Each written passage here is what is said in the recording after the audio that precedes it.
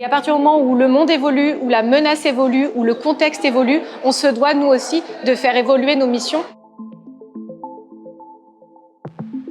J'ai rejoint la réserve de cyberdéfense pour différentes raisons. La première, c'était une volonté de m'engager et de pouvoir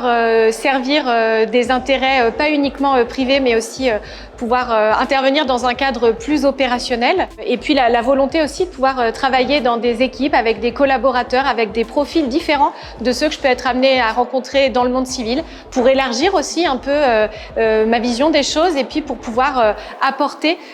tout ce que j'ai pu apprendre dans le monde civil et de l'apporter justement aussi dans le cadre de ces exercices interarmés. Je suis réserviste depuis 3 ans et demi maintenant et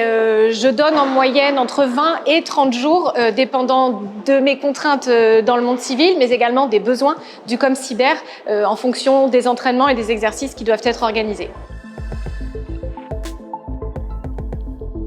Au ComCyber, j'interviens notamment sur la préparation et la conduite de l'exercice DEFNET, en intervenant plus particulièrement sur le volet L2I, également appelé lutte informatique d'influence, où nous veillons là aussi à préparer les équipes à ces différents sujets. J'imagine que les missions vont évoluer pour la simple et bonne raison qu'on se doit de rester en prise directe avec ce qui se passe. Et à partir du moment où le monde évolue, où la menace évolue, où le contexte évolue, on se doit nous aussi de faire évoluer nos missions et la manière dont on prépare nos acteurs.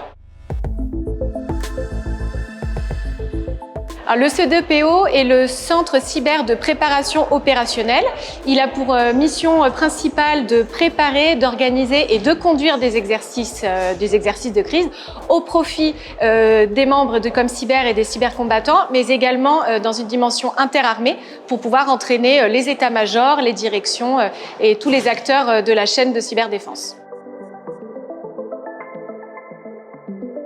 Alors déjà, c'est être en lien avec des sujets passionnants et puis c'est rester en permanence à la pointe de l'innovation, être toujours en alerte sur ce qui se fait, sur les nouvelles tactiques, sur les